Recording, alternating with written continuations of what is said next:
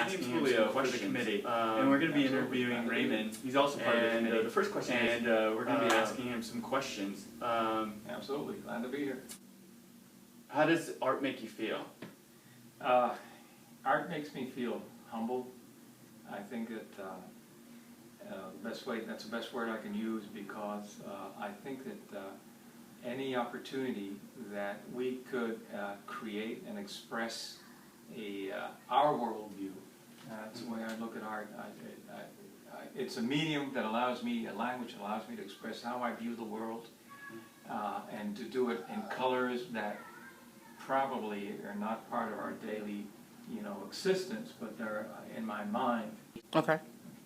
So Raymond, what's your artistic background? Well, I was introduced to art by my father. He was great drawing artist. He really is.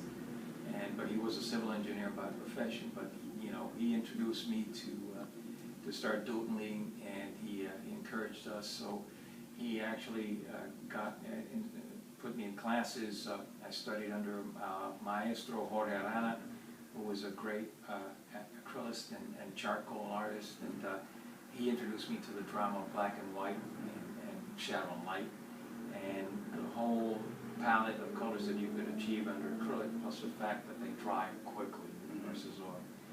I also was able to study under Maestro Luis Gutierrez, and it's fortunate when you study with other artists versus people who study to be teachers of art. But artists, they force you to think in the world in a different way, and they challenge you to stretch your mind and try different and bold techniques. So what is your process? You're from start to finish.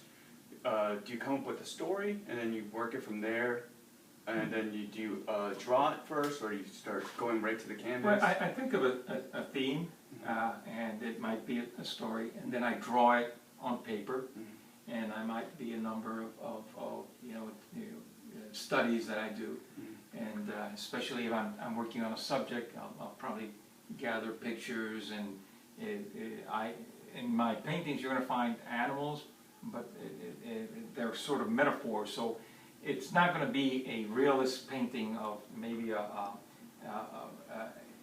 some domestic animals or that we were familiar with, but they are kind of metaphors in my painting, so they're amplified or they're modified. There's something a little bit more.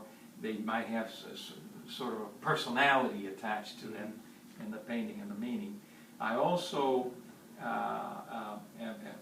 being a man of faith, there's a metaphor for the divine also involved, and I have characters that represent that as part of the stories that I try to project.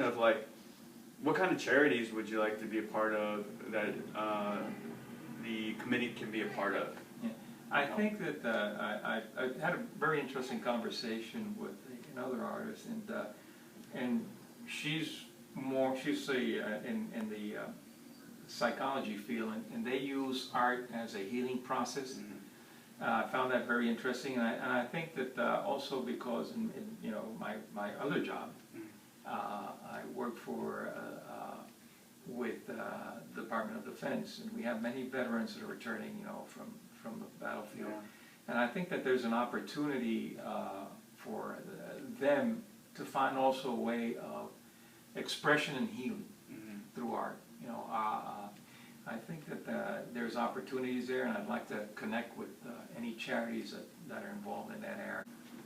Well, thank you so much for allowing me to interview, and August 14th will be our closing exhibition, and you'll get to see Raymond's work, and Julio's work, my work, Lisa's work, Brian's work, yeah, exactly, and Maya's work too. Maya's work. There's just like a plethora amount of people who have been involved in this and created such wonderful things. Julio's the one who uses the long words. Yeah, that was a big word. Yeah, big I rarely use it. But